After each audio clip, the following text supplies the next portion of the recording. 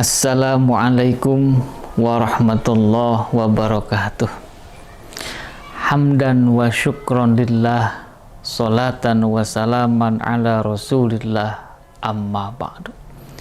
Saudara-saudaraku yang dimuliakan oleh Allah Subhanahu wa ta'ala, tujuan yang paling utama dalam pendidikan agama Islam adalah bagaimana anak-anak kita terhindar dari azab atau siksa api neraka. Inilah yang ditegaskan oleh Allah di dalam Al-Quran, surah yang ke-66 ayat 6. Ya ayyuhalladzina amanu qu anfusakum wa ahlikum naro. Wahai orang-orang yang beriman, jagalah diri kalian dan keluarga kalian dari api neraka. Saudaraku, kata diri kalian atau ampusakum yang ada di dalam ayat ini menunjuk kepada seorang suami, karena seorang suami dalam sebuah rumah tangga berstatus sebagai pemimpin. Nabi menegaskan bahwa yang namanya pemimpin itu pasti diminta pertanggungjawaban nanti di akhirat. Kullukum ra'in wa kullukum mas'ulun an ra'iyatih. Kemudian kalimat wa ahlikum yang artinya adalah keluarga, maka yang dimaksud keluarga di sana adalah yang pertama istri, kemudian yang kedua adalah anak-anak kita. Saudaraku yang dimuliakan oleh Allah Subhanahu wa ta'ala, pertanyaannya sekarang, bagaimana supaya anak-anak kita terhindar dari azab atau siksa api neraka? Jawabannya adalah anak kita harus diberikan bekal agama Islam yang benar.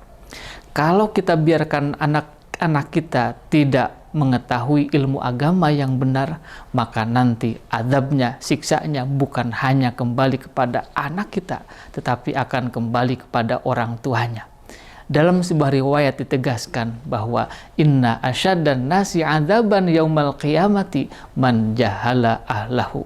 Di antara orang yang akan mendapatkan siksa atau azab yang sangat pedih nanti di akhirat adalah orang tua yang membiarkan anaknya bodoh dalam bidang agama. Saudaraku yang dimuliakan oleh Allah Subhanahu wa ta'ala, dalam sebuah riwayat dikatakan hakun alal muslimi ayyu'allima waladahu. Wajib kepada kita sebagai seorang muslim, kepada kita sebagai seorang suami untuk memberikan pendidikan kepada keluarga kita, pendidikan kepada istri kita, pendidikan kepada anak-anak kita. Saudaraku yang dimuliakan oleh Allah Subhanahu wa ta'ala, dalam sebuah riwayat diberikan ilustrasi, ada seorang anak yang masuk ke dalam api neraka. Kemudian dia protes, Tuhan, saya tidak terima dimasukkan ke dalam api neraka.